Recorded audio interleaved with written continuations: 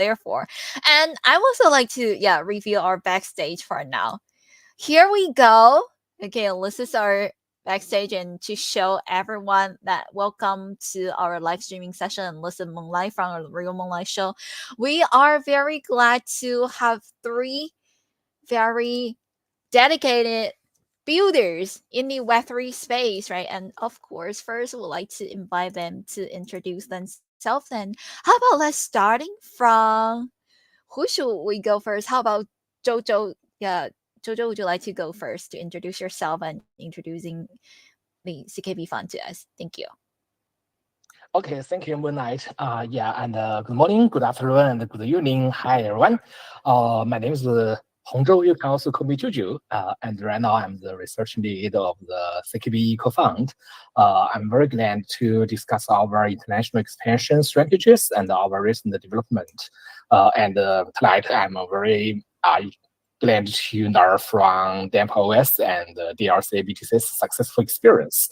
And regarding our CKB, CKB is for BTC isomorphic public blockchains based on the POW and the UTX model. We're offering the programmability, interoperability, and the scalable solution for the Bitcoin ecosystem based on such as the RGB++ protocol, the Lightning Network, and the UTX stack. Thank you. Thank you so much, Jojo, for the introduction, or Hongzhou, right? We're so glad to have you over here. And we're going to follow, how about let's follow our banners order, okay, to invite our speakers, introduce yourself. And next, we would like to welcome the face of Double S, okay, the head of community, Taylor, to introduce yourself and introducing Double S to us. Thank you. Awesome. All right. So yeah, my name is Taylor. I'm head of community at DAppWest, like Moonlight said. So what we are is basically we are an intent execution network, and we provide the blockchain infrastructure for dApps and DEXs to be more intent centric. So intent centric being basically, as a Web3 user, I want to go from point A to point B, right? I want to have a certain desired outcome. So when it comes to intent, every Web3 user, they have their own intention. And what we want to do is we want to give them that desired outcome. So going from point A to point B in as minimal steps as possible, all focusing around user experience. So yeah, excited to be part of the conversation today and jumping on like some topics around the community and obviously the topic at hand. So yeah, thanks for having me. Excited to be here. Awesome. Glad to have you here as well. And yeah, actually the reason why I definitely insist on Taylor need to start your video, right? Because you are the face of today's show. So thank you so much for your collaboration. And next, let's welcome Amy. This is the first time that Amy joining our Finance Live, and we sincerely welcome you. And Amy is the BD from DLC BTC. Hi, Amy. Would you like to introduce yourself and the project to us? Thank you. Hi, thank you, Moonlight. Thank you for inviting me to join the conversation. And nice to meet you, CKB and the DAppOS. And I'm Amy from the BD team of DSVTC. Let me give a brief introduction of DSVTC. DSVTC is a decentralized wrapped Bitcoin that leverages technologies of discrete log contracts, attesters, and Chainlink ZZIP to enable a decentralized network of merchants to mint and burn DSVTC. And this innovative approach eliminates the risks associated with centralized custodians, providing a safe solution for utilizing Bitcoin within the DeFi ecosystem. By combining the security of the Bitcoin network with the flexibility and the composability of DeFi, DSBTC empowers users to put their Bitcoin to work. Thank you, everyone. Thank you so much, Amy, for introducing the project and yourself to us. And also thank you for joining us. Now I am going to continue to drop our crypto boxes before we officially start to go over our very first discussion topic. And friends, I also wanted to share my screen because right now we are featuring on the front page of Binance Live over here. Everyone, if you just turn on your Binance app or go to Binance account and find the live session, you're going to see us. And come join us to these live sessions so you could also receive a bunch of crypto boxes. Yes, we are having crypto box right now while I am speaking. I just dropped another batches of crypto box over here, and we really appreciate all of you for your participation. Actually, so far we have over 8.5 thousand live views already, and our channel is well, we already received about 49.2 million likes so far. We are heading to 50 million likes, and much appreciate everyone for your support. Okay, let's go over to our discussion topic. Well, of course, the first question we would like to ask each of our speakers, and this is going to be a free form, so free talk and popcorn style. Let everyone, whenever you feel like it's your turn to talk, feel free to start your mic. Let's talk about expansion in the East Asia market. Actually, lately, so many project teams have been like contact me, right? Contact, hey Moonlight, could you please introducing us to any Asian communities or any Asian influencers, right? Because going east, right, is really important. The reason behind this is the East Asian market has been booming recently, actually for several years. But finally, the Western project thinks that they realize this, right? So, how I would like to ask each of our projects representative over here, how does your team leveraging X or different social media platforms to expand your project's region? Let's bring this question to our speakers over here. Who would like to go first to answer it? I'd be happy to Actually, jump maybe I in. can. So Okay, you can. Let's Your turn. Okay, No problem. perfect. No problem. No problem. just fight. All right, I'll go for it. Okay. All right. So yeah, when you look at the industry in general, there's a lot of motion like happening in East Asia, right? So Right. even for me myself, I've basically spent the whole month of September in Asia. You know, from KBW in Korea to Token 2049 in Singapore. So yeah, you can see first and foremost a lot of these big conferences, a lot of the hype is happening over on this side of the world. So I think you got to take advantage of that, right? So regardless of like, you know, I'm from Salt Lake City, Utah, but at the same time, I have spent a lot of my time, you know, in the Web3 space over in East Asia, because there is a lot of movement, there's a lot of projects building over here. So I think from like a community perspective or from like a project's perspective, you got to figure out how you can interact with those users. Because I think a lot of times when you start to look at Web3, a lot of times we use Web3 in English, right? A lot of people's native language is English, so we're always using English. But there are thousands of communities, you know, whether it's, you know, Korea or Japan or China, all of these communities, they maybe English is not their native language. So it's important to find whether it's an ambassador or whether it's, you know, a small community that because as a project, we're always putting out information. You know, every day we make posts on Twitter, we, you know, update our communities. So it's also important to take that information and spread it to different communities in different languages. So I think that's obviously one of the big things you got to take advantage of, as well as just getting interaction. So for example, like what we're doing right now with, you know, Binance Live, or whether like it's the, you know, X Spaces, things like that. So being engaged with the community, being open to, you know, sharing information in different languages, because a lot of people, even for me, when it comes to Web3, when I first started, I remember having to ask someone like, what's a DApp or what's a DEX, you know, because there's all this language, there's all these vocabulary words. So if it's not your native language, it can get really difficult. So it's important to spread out and build. But yeah, I think just interaction with the community and keep growing in East Asia. Totally agree. And actually, to be honest, over like 3 years ago, when I was first asked to host an AMA session, oh, sorry, I need to mute myself from the other platform because we're also streaming across platforms. So yeah, totally agree, because I remember like about 3 years ago when I was first asked to do an AMA session, I was like, what is AMA?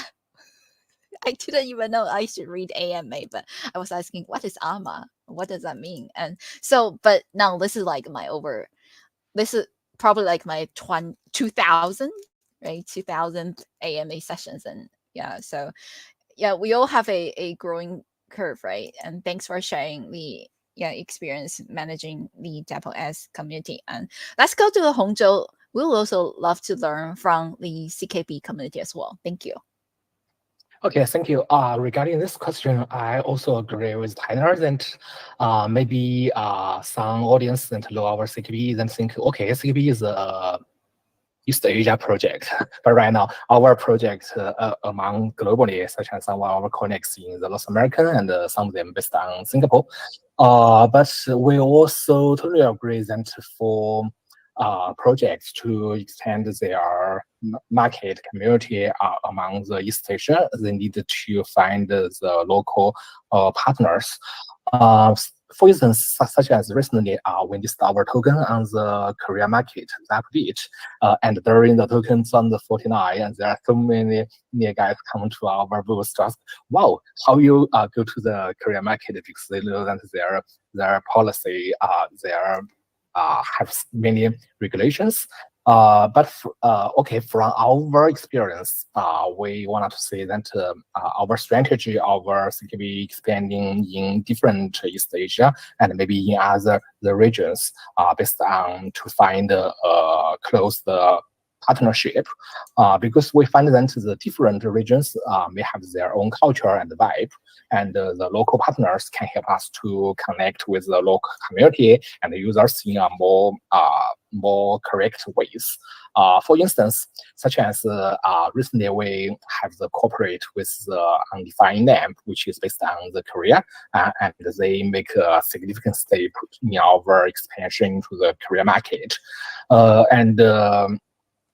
Okay, maybe someone thinks that if we can find localization partners, then we can extend to this market. But I don't think that is only one thing, because if you read the co-founder of the Undefined Lamps articles, which he released yesterday, you can find these guys, they have know our CKB, they have invested in our ecosystem for about 5 or 4 years ago.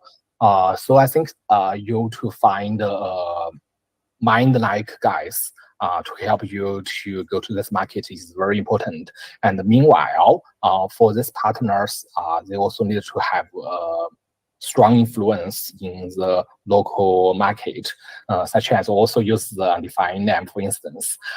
There need the Professor Zhu and Mike. They have a strong influence in the career. They help us to connect with the carriers, communities, and to transfer our articles, transfer what we want to tell the career market to this region. Yeah. So in short, I think not only for the West project or the public chains, if they want to go to the East, also for such as Chinese project, if they want to extend their influence among other regions, they need to find a guy that know their project, have the mind-like ideas, and also have strong influence. Thank you. Thank you so much, Hongzhou. Like-minded, right? And strong connections or influence to the region that you wanted to target on, right? And also definitely know the project a lot. That those are key points that you want if you wanted to expand to a new region. Thank you so Hongzhou for the conclusion to us. And we'll also like to go over to Amy. Can you tell us how your project expand to East Asia market? Yeah, for this topic, we are focusing on East Asia. Thank you. Thank you, Moonlight. Yeah, it's a good question. Yeah, I totally agree with both of you guys. There is a lot of movement in East Asia. We were focusing on Western world before because DLC was originally from the West. It was created by the Lightning Network co-founder, Chad Dreyer. But now we would like to switch more of resources in East Asia too. So yeah, I want to use this chance to share more about DLC to the East Asia audience. DLC means discrete log contracts. Yeah, it's the foundation of DLC BTC, enabling secure and trust minimized Bitcoin transactions. they are smart contracts that utilize cryptographic signatures and Bitcoin script to enforce specific conditions for the transfer of Bitcoin. In the context of DSBTC, DLCs are used to lock Bitcoin on the Bitcoin blockchain, ensuring its safekeeping and preventing unauthorized access. This eliminates the need for intermediaries or And trusted third parties.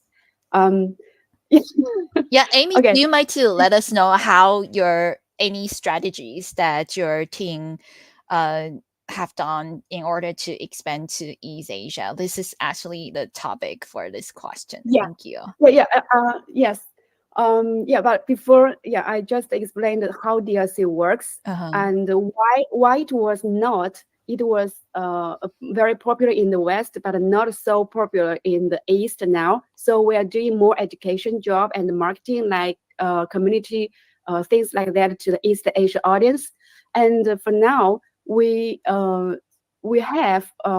hosting like a monthly Chinese Twitter space, which provide a platform for the community to discuss Bitcoin in DeFi, DLC. Like last time, we had a AM session with Curve, and yeah, that is the strategy that we are going to use in for the East Asia market. And then we also have content creation in Chinese language to explain the benefits of Bitcoin staking, DeFi, and DLCs, and to help the team to resonate better with the Chinese audience and address the market-specific needs. Because for East Asian market, Chinese is the I think we should focus on this.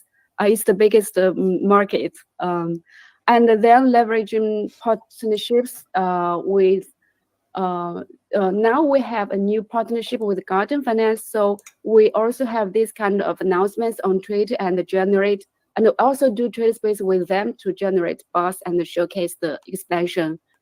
And also community engagement, we also we are going to have some influencers or KOLs to participate in the trendy discussion, but we're not yet done do that, but it's on our plan for the cooperation with the KOL in East Asia market. Yeah, this will be a very vital part of the strategy to build the loyal following. And another thing is marketing campaigns.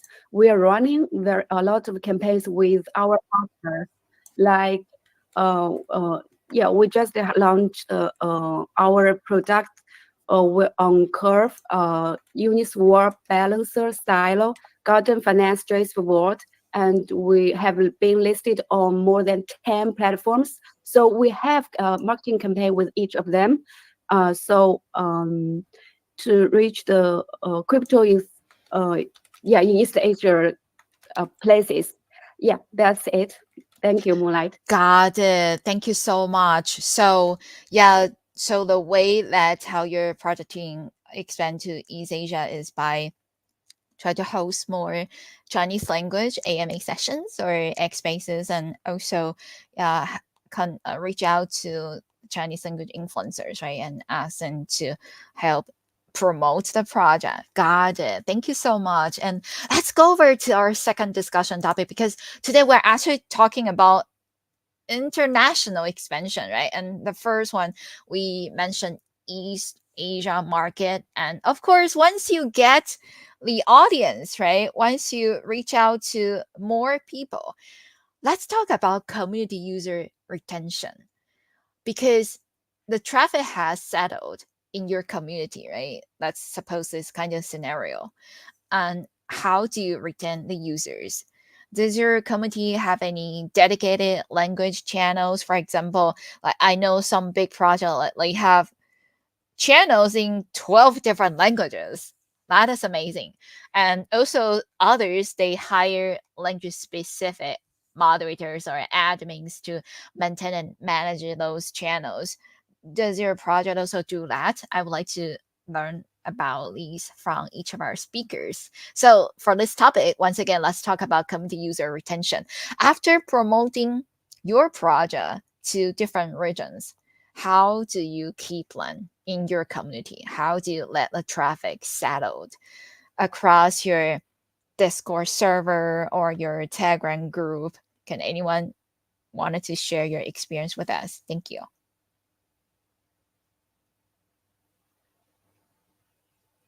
I can jump in again first on that one. I think it's quite fitting for because my sole role at DAPWS is community, so I have a lot of Yes. experience in that.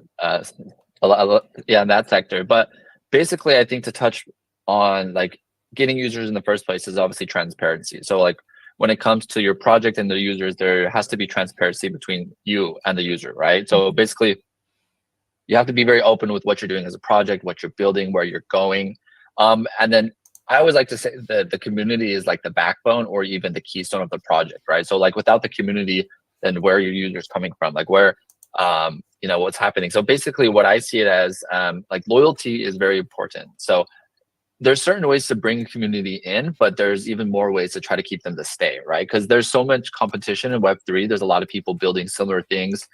So Web3 users, they have choices. It's not like, there's so much competition, it's growing so fast. So these Web3 users, they have different choices. So it's a matter of how can you get these users to use your project, but not only use your project, but how to help them stay. Because whether it's a bear market or a bull market, it's really important to have those users stick with you for the entire time. So there's different ways that you can do that, whether it's like through campaigns, giveaways, or just being like a online presence is amazing, but like people like the feeling of being part of a community, being part of a family. And if they feel comfortable, if you build that trust, you build that loyalty, those users are going to stick with you.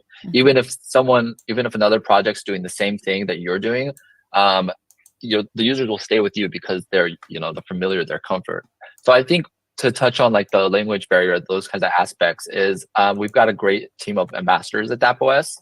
Because as you know, like you might have a bigger presence in one area of the world, but that doesn't mean that the information shouldn't be shared with other areas of the world. So what we really focus on is we have ambassadors from different areas, different continents even. So to have these ambassadors take all the information that we put out in DAPWest and for them to present it to their own small communities is amazing, right? So like whether it's South America, we've got an ambassador out in Argentina, and he does a lot of work to bring the DAPWest community out there more information. So I think it's important to just have a team. Community includes a lot of different personalities, right? It's not just like being head of community. It's just more a title, more or less, right? It's all about who is going to help build up this community and who's going to help keep people to stay. So retention is really important because we know a lot of times in this industry, people are here for like the get rich quick, or maybe you have a user come to your project just because you had a great giveaway or an airdrop or something, but those kinds of tactics help bring in users, but the more importantly, you got to be able to keep those users. So a lot of that is through transparency. So yeah, that's kind of the way I look at it. It's important to build a community and spread it across the world because everyone with an internet connection basically has the chance to, be part of Web3. You are totally right?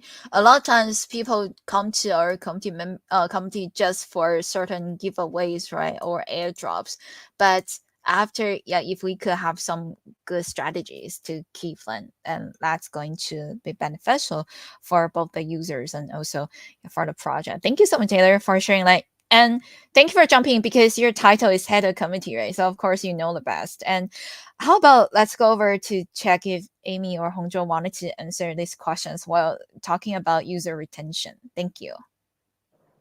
Okay, let me be the second. Regarding this question regarding the retaining the users, I totally agree with Tyler, and I also think that for this issue, there maybe have two vital things. The first is the localization. To localization your Telegram, your Twitter. For example, such as for our CKB, also uses Korea, for instance. From the middle of this year, we open our Korea account to establish our Korea Telegram. Because we find that maybe for different religions, the user have different features, such as you know that in the Korea, there are much more users than they are familiar with the SIX, and the very next one uses the DEX or on-chain projects. They very glad to buy that maybe a project since it has the famous person to introduce them. So for our part, we also have our agent to connect with the communities, to communicate with the QAs to do this localization. Because we also hear that for some very famous public chains, their CMO maybe will use 1 month each year to visit the Korea to have the face-to-face conversation with the users and the communities. Yeah, I think to retain the users, this is the first things. And the second thing, I think is to what we need to do is to do the customized, to do the localized projects. For example, in the following of this year, we plan to extend into the Middle East market, especially in Turkey. Because after our research, we find that for this part, the users they are very want to use BTC to use the cryptocurrency. Maybe because of their traditional finance system have some challenges, and they are the connect between the Europe and the East Asia. Yeah. So for this part, we not only will copy our strategy from the Korea, but also wanted to have more connect with the local developer communities, and we think if we involve them into our ecosystem, they know what's the user, what's the community in this region. They know they are wanted things. So I think if we involve this project, they can develop the things to match their need. So I think for a project for public chains, if they want to retain the users, they need to do the localization, not only in the community part, but also in their function part. Yeah, thank you. Thank you so much. Yeah, localization is super important. For example, some team members who has connections in the local areas, right? Your target areas, just like Hongzhou mentioned about like in Turkey, right? Like wanted to expand over there and trying to find some local people, right, to help them. So, well, yeah, our audience, we actually do have a lot of Turkish listeners. So if you have the connections and you're willing to be part of the CKB Eco Fund, be sure to reach out to Len through their socials. And being said that, I'm dropping another round of crypto box. Also, Taylor mentioned ambassadors, right? Those are definitely a key to help projects to touch to so many different regions. And how about Amy? How does DLC BTC do in order to retain your users? Thank you. Thank you, Moonlight. Thank you for this question. Yeah, for DSBTC, we have 2 Telegram groups. That is the most people, our retail traders are in the group.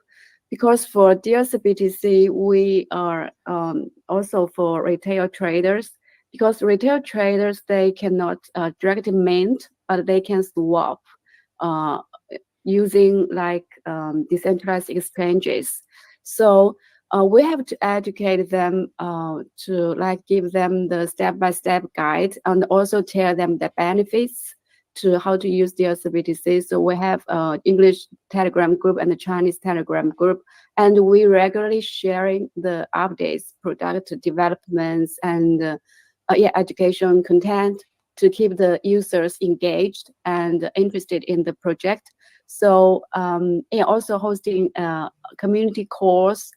Also, we have incentives and rewards for we're offering loyalty programs, like we offer points for hold DSBTC and use DSBTC. And also we can, for example, you can earn up to 30% yield, put your Bitcoin to work or in all different DeFi protocols and using different DeFi strategies. And there is lower fees and the decentralized seamless DeFi integration. These are all the benefits from the DSBTC. So we share these things with the group, with for the community, and also share them the use cases for DSBTC. Like you can use DSBTC in AMM and the lending pools, vaults, staking platforms, option trading, and also we are going to be listed on Aave and Compound and MakeDAO. So we are sharing the updates in the Telegram group. We have an English one, a Chinese one. And also, we also have localized communities. For language channels, now we only have Chinese, but we will expand more. Also, we have language-specific admins. We have some.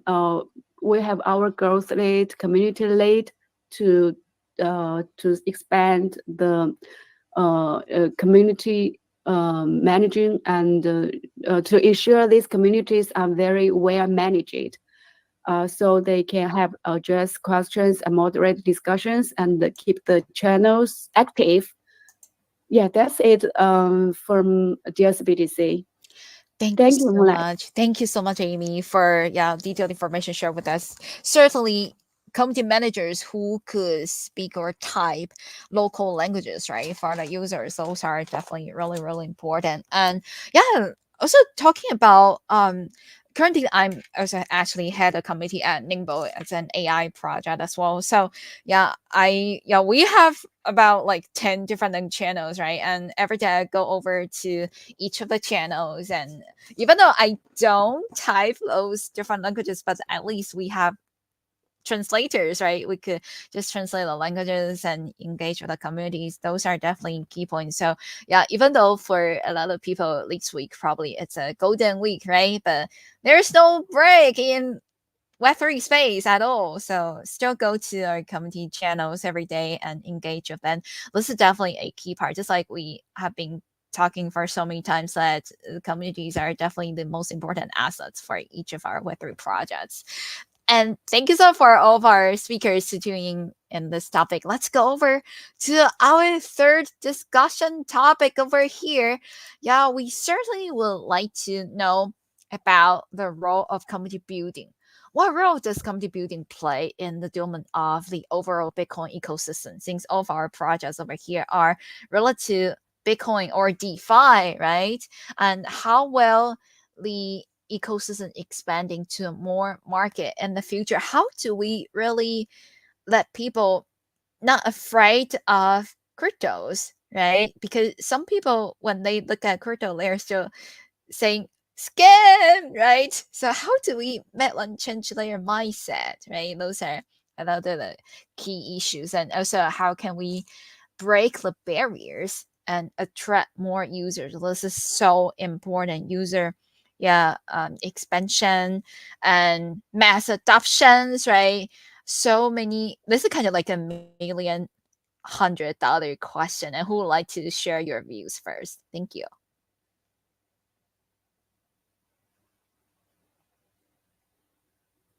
Everyone's being so polite right now. I can jump in. Okay, let's do it.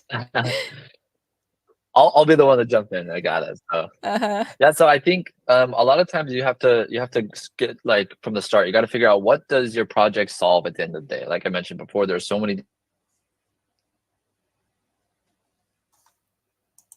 Oh, did I lost connections, or is Taylor's connection? Yeah, it seems the Taylor's connection has some issue. Taylor, you freeze. Okay, let's screenshot these. Okay. Oh, just kidding. Okay, let's wait for Taylor to come back in. Hongzhou or Amy, would you like to jump in? Yes. I think I can jump into this topic. Let's do it. I think this question is very interesting, and because right now I am in the Eco Fund, so that maybe our audience will think that okay, does your Eco Fund will have many control of the community building?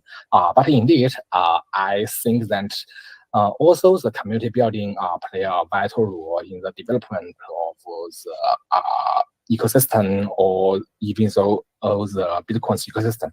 But I think it's not just about top-down initiatives from projects or the public chains foundation teams.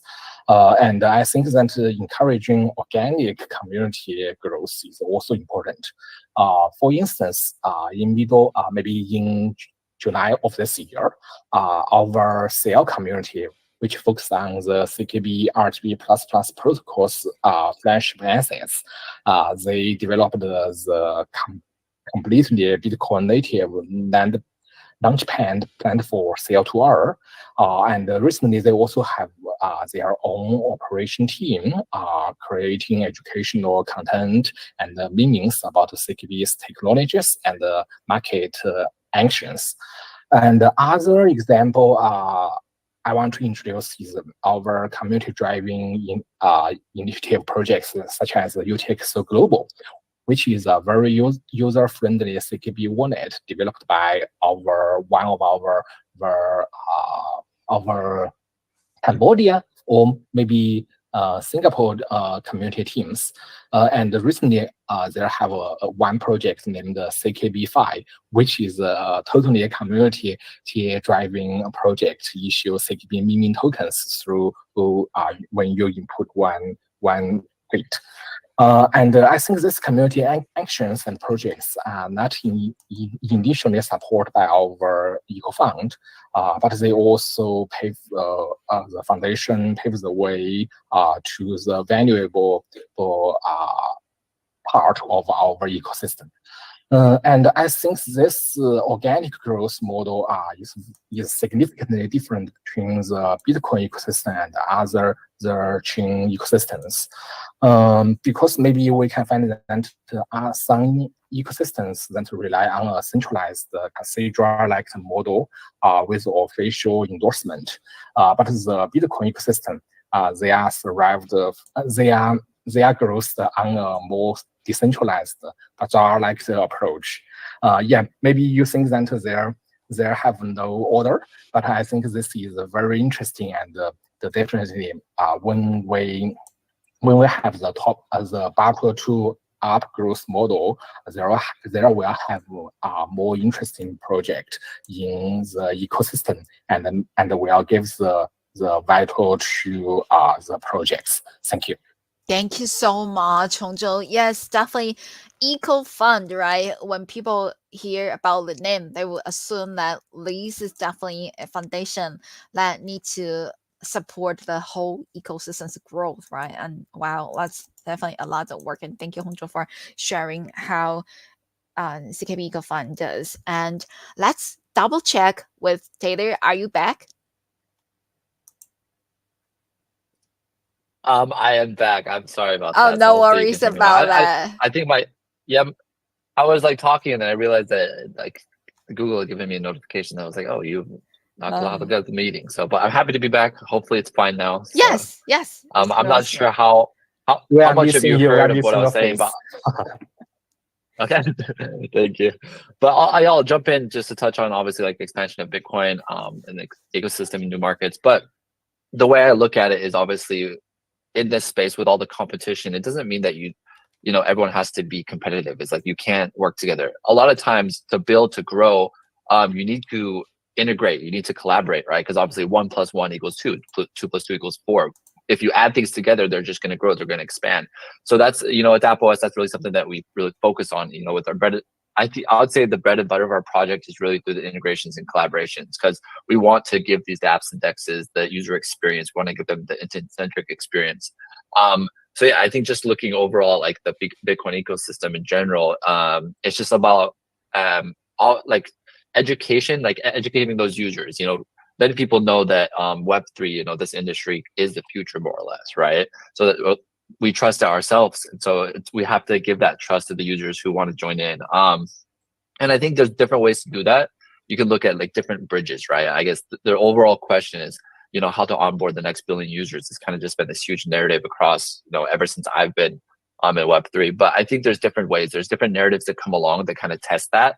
I think in the last month or the last 2 months, AI has been one of those big narratives where if you look at AI in general right now, like if you ask any college student or anyone, even high school students who have to write essays and stuff, they're familiar with ChatGPT. They're familiar with OpenAI, and that's really advanced tech. So it's not too much different than Web3, right? Web3 is also advanced tech, but I think people are more able to trust, more able to understand that side just because it's more widely used. So I think a lot of that is being able to educate, being able to give use cases as to why your project is useful, why blockchain is the future. So I think it's really important in that sense. And then obviously to break those barriers, kind of like I mentioned about building the bridge, getting people from Web 2 into Web 3 is user experience.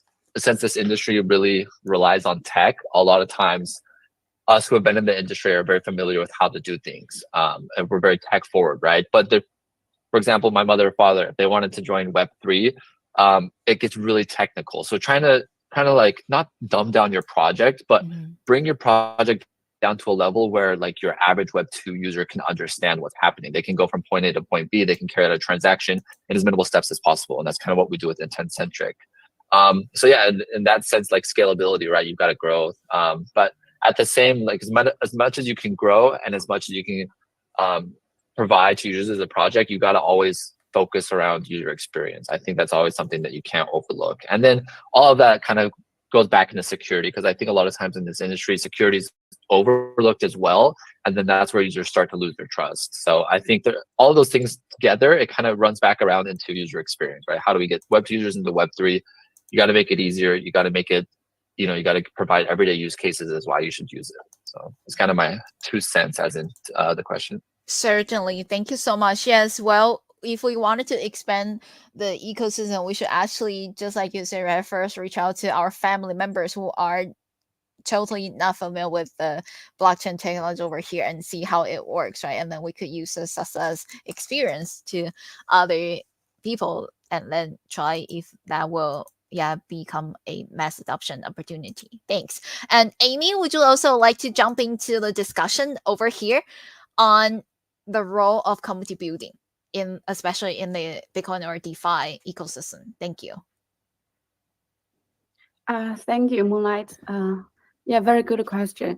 I think Taylor raised a very good question, and why your project useful, and he made a good answer. But in terms of DRC-BTC, I think why is useful? Because the current Bitcoin wrapping solution, like Wrap Bitcoin, involve significant counterparty risk. For example, WBTC is backed 1-to-1 with native Bitcoin, custodied by BitGo, a third-party entity, which introduces centralization and the potential failure points. And the DRC-BTC, it solves this problem. This centralization subjects WBTC to risks such as black box operation, censorship, and that is the useful for DRC-BTC, a decentralized wrap Bitcoin, and how the Bitcoin ecosystem to be expanded in the community because like every people from Web 2, if they want to join the Web 3, the first thing they have to, and the most popular asked question or most popular topic they are talking about is Bitcoin. So the Bitcoin ecosystem is super important. And for us, for DRC-BTC, we have some future plans that aimed at accelerating the growth and adoption in broader DeFi and the Bitcoin ecosystem. So we are doing a lot of plans and the future goals for the expansion into DeFi ecosystem, because DRC-BTC aims to establish itself as a key player in Bitcoin DeFi by enabling seamless cross-chain use of BTC in DeFi protocols. And then next, for liquidity staking pools, we are going to we already listed on Ethereum Arbiter OP base, and next we are going to BNB and Solana and other chains to expand the Bitcoin ecosystem and also grow the community and the community growth and to do the language specific channels and for the marketing. And then for institutional and investors, we are also targeting the institutions to mint their Bitcoin to DRC-BTC to expand the business to the traditional financial institutions. Okay, that's it. Thank you, Moonlight. Got it. Thank you so much, Amy, and also two of our speakers, Taylor and Hongzhou, for sharing the strategies, right, for community building. And definitely those are very crucial roles, right, community building in Bitcoin or the whole DeFi ecosystem growth. And we also wanted to think how we could break the barriers, right, to attract more users and the innovative approaches that we could tackle on, right, in order to make this become the most effective strategy, right? So thank you so much for sharing your experience or plans with us. And before we wrap our session, we actually, of course, would like to hear from each of our project teams' progress. What's the plan? What's next?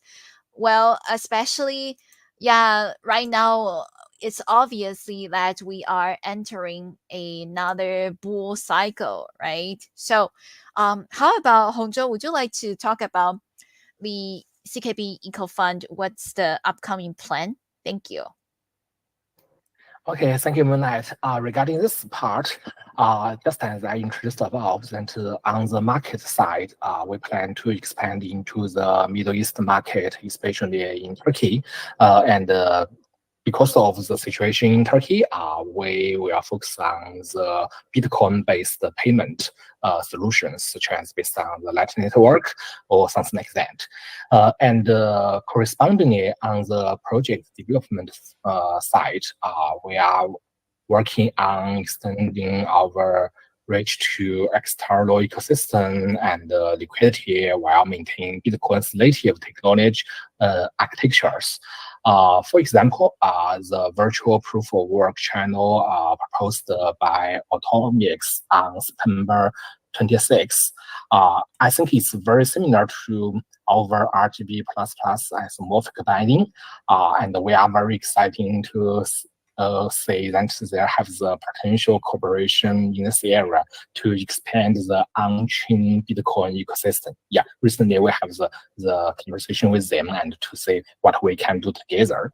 And in the off-chain space, we will focus on the Bitcoin's advantage in supporting the Lightning Network, such as last month we announced the CKB fiber network, which integrate with the Bitcoin's Lightning Network and also support the BTC and other assets such as various RGB++ assets, including the stablecoin. Yes, you can also see that this part is hooked with our marketing strategy to extend into the Turkey market, right? For our fiber network, you will see the official version in the end of this year. I think which will significantly boost the Bitcoin ecosystem. And as we advance the fiber network, we will also upgrade our Dual ID wallet, launching hardware device such as the 5 box to run Lightning Network and the fiber network nodes. And our ecosystem projects, the UTX stack, will transfer their business model and will introduce the RGB++ based liquidity pools to address the liquidity management issue in the Lightning Network. All this project will offer Bitcoin native yields, such as for users, if they stake their BTC into the pool, they will obtain the rewards. And I think this rewards is totally different from previous ones, because in the previous ones, people want to obtain the rewards, they can only put their BTC into the centralized exchange or ramp the BTC and cross-chain to other chains. We all know that there has the risk issue, right? But if they put their BTC into this liquidity pool to enhance the Lightning Network, the reward is totally Bitcoin native and enhance the Bitcoin ecosystem. Moreover, for all this project, they will provide the airdrop incentives. So I think for the users, all of our audience could keep an eye on them. And we will also host a space in the Sunday of this week. Some of this project will introduce their recent progress. If you are interested, we are very glad you can join us to our CKB official Twitter account to know more information. Thank you. Nice. That's a lot of plan for the community, right? And certainly very exciting about that. So friends, be sure to give CKB Eco Fund a follow so you will not miss the information. And I saw that they do have a separate language channel, right? So in English and also in Chinese language. And that's why even though you do not know a lot of the information, you still could go over to Twitter and then take a look, right? Friends, definitely don't miss the information that Hongzhou has mentioned about. Next, how about Taylor? Would you also like to talk about what's next for Double S? When TGE? Is this a question that you have been asked for a bunch of times? Yeah. So first and foremost, one of our recent big announcements is we launched the DAppWest Intent Assets. So it's basically a new type of asset within our intent execution network. And these assets, what happens is you can earn while you hold and adapt as you need. So with these intent assets, with the introduction of this new addition onto our DAppWest version 2, is basically comes all of the integrations and partnerships that I mentioned before. So now we're able to, with this new technology, with moving this thing forward, we're able to collaborate and integrate with projects that we haven't before. So it's really exciting. Every week we've been able to announce like a new project that we're bringing into the DAppWest ecosystem. And then in this way, it's like we're seeing new users from different areas of the industry coming in, because maybe before the tech didn't quite work out or the partnership didn't work out. But now that we've launched this, we've been able to see a lot of new partners and integration. So yeah, I guess aside from like that big announcement we had recently, we always try to have campaigns. We just had a huge campaign with Binance Web3 wallet. It's already ended, but that was a big one. Is 500,000 USDC that we give back to the community. So yeah, I think like I mentioned earlier about community and it's backbone of the project. You always got to give back, so that's really important. So, and I think staying active is great too. Obviously, with the bull market, a lot more people are going to be coming in, and like we touched on with retention earlier, is like with all the influx of these new users, as we see possibly a bull cycle coming, you got to figure out how to keep them, right? And so you got to always be transparent. You got to let the community knows what's happening with the project. So yeah. And I guess in regards to TGE, I can't speak on that specifically, but I guess the answer to always get to that is soon, right? So as a project, we're always trying to grow. We're trying to reach the peak and keep going. We want to stay alive. Obviously we want to be a project for as long as we can be, right? Forever, right? So that's obviously the most important. We want to grow as a project. We want to bring in more users. We want to integrate and collaborate with other projects, other protocols, whatever, and we want to be able to bring them an intent-centric experience. So yeah, I think that's just a few updates of what's happening over at DAppOS. And thanks again for having me today. It was an interesting topic. I'm happy to speak on the community because that's, I guess, the most experience I have in the industry. So it's good conversation. It's great to hear from Hongzhou and Amy today, as well as Moonlight. Thanks for having me. Thank you so much, Taylor, for being over here and sharing your experience with us. And following that, Amy, we definitely will wanted to learn more about what's next from your project, DLC BTC. Thank you. Thank you, Moonlight. Yeah, I already shared some ongoing and future plans about DLCBDC. Yeah, people often ask when TG. I think we have not announced the exact date yet, but maybe this end of year or early next year. And but now for DLCBDC, our focus is on TVL. But I can have a quick share that we are going to be listed on Aave and then make it out. And yeah, after we have established a specific TVL target, then DSBDC can reach to qualify for listing on MakerDAO. So I want to use this chance also to share a little bit about our liquidity provision summary. Yeah, for a liquidity providers, you can earn 10% ATY. Yeah, the annual interest rate of 10% will be paid. Initially calculated monthly in Bitcoin. And yeah, we have more specific, we have more details about this, and welcome everybody if interested to contact us about the liquidity provision. We have very competitive APY as incentive. And the second, you can earn DLC points, and then you, as I mentioned before, earn 1x DLC points for holding DLC BTC and 5x DLC points for providing liquidity to the Curve pool. And then this can be converted to DLC airdrop when PGE.